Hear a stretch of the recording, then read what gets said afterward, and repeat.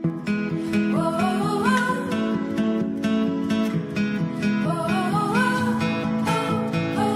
Guys, welcome back to my channel. I hope তোমরা সবাই অনেক ভালো আছো।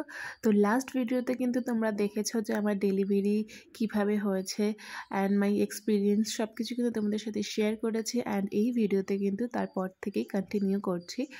তো লাস্ট ভিডিওতে কিন্তু আমাকে যখন ওটি থেকে বার করেছে অ্যান্ড তারপর আমি অ্যানাউন্স করেছি যে আমার বেবি বয় হয়েছে, অ্যান্ড এই ভিডিওতে আমি তারপর থেকে শেয়ার করছি। তো তোমরা দেখতে পাচ্ছ এখানে ওটির পরে ওকে বার করে রাখা হয়েছে। এখানে ওকে ফিড করানো হচ্ছে, মানে formula I think okay feed করাচ্ছে, বিকজ ওকে এখনও আমার কাছে দেওয়া হয়নি। তো ওরা ফার্স্টে এখানে সব অবজারভেশনে রাখা হয় আর কি সেখানে, অ্যান্ড আমাকে রাখা হয়েছিল ওটির থেকে বাইরে বের করে অবজারভেশন রুম বা এমার্জেন্সি রুমে রাখা হয়েছিল। অ্যান্ড এখন দেখতে পাচ্ছ এখানে ওকে মিটন পরিয়ে রেখেছে, অ্যান্ড তার সাথে টাওয়ালের সাথে ওকে পুরো র্যাপ করে রাখা হয়েছে।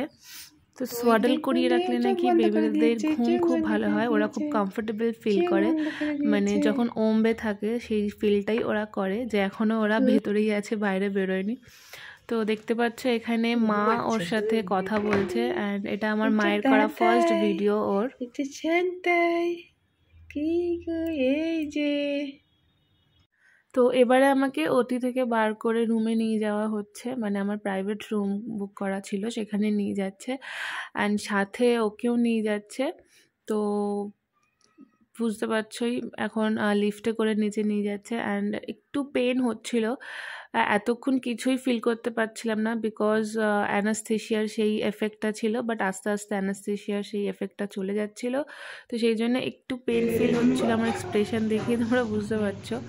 সো এখানে আমাকে এবার নিয়ে এসেছে, এবার আমার রুমে ওরা শিফট করবে, অ্যান্ড টোটালি সব কিছু মিলিয়ে একটু পেনফুল ছিল ফার্স্টের কয়েকদিন, অ্যান্ড এই শিফট করার সময়ও অ্যানাস্থেশিয়ার এফেক্টটা যেহেতু শেষ হয়ে গেছিলো সেই জন্য একটু পেন হচ্ছিল।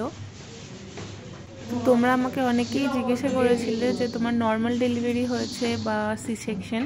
তো আমার সি সেকশন হয়েছে, অ্যান্ড সি সেকশনটা আমি চুজ করেছিলাম। ডক্টর আমাকে নর্মাল ডেলিভারির জন্য বলেছিল, বাট আমি সি সেকশনই চুজ করেছি।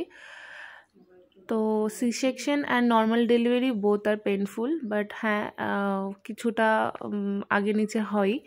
তো আমার সি সেকশনটা বেশি কমফোর্টেবল মনে হয়েছে অ্যান্ড ইজি মনে হয়েছে আমার কাছে। তো দেখতে পাচ্ছ আমাকে রুমে শিফট করেছে, অ্যান্ড এটা হচ্ছে আমার রুম। খুবই ভালো রুম ছিল, একজনের থাকার মতো ছিল। তো আমার মা আমার সাথে ছিল সারাক্ষণ, অ্যান্ড রাত্রেবেলা মাকে পাঠিয়ে দিতাম বাড়িতে, অ্যান্ড আমার হাজব্যান্ড আমার সাথে থাকতো।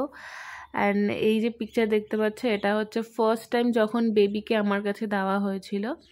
তো সেই সময় তো আমি ফার্স্টে তো দুদিন হয়তো ঠিক করে ওকে দেখতেও পাইনি, অ্যান্ড আমি ঠিক করে ওর ফেসটাও বুঝতে পারছিলাম না কেমন, কারণ এতটাই পেন ছিল।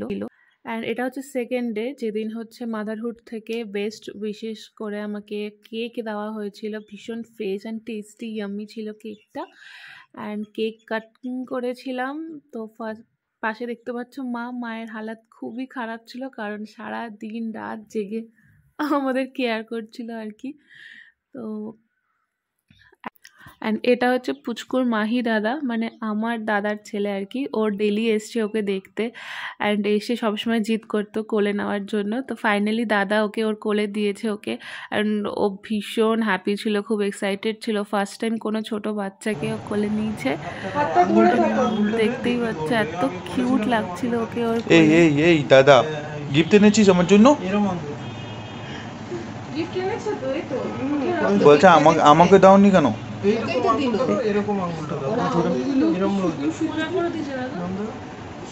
দেখেছিস ধরেছে তোর আঙ্গুল ধরেছে।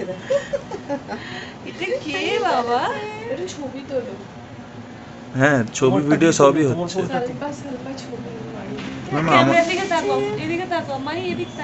না না ঠিক আছে। মাহি কে এটা? আজকের ভিডিওটা এখানেই শেষ করছি। নেক্সট ভিডিওতে কিন্তু শেয়ার করব আমার হসপিটাল থেকে বাড়ি যাওয়ার জার্নিটা। অ্যান্ড আই হোপ তোমাদের ভিডিওটা ভালো লেগেছে। ভালো লাগলে লাইক শেয়ার অ্যান্ড সাবস্ক্রাইব করবে। So till that by.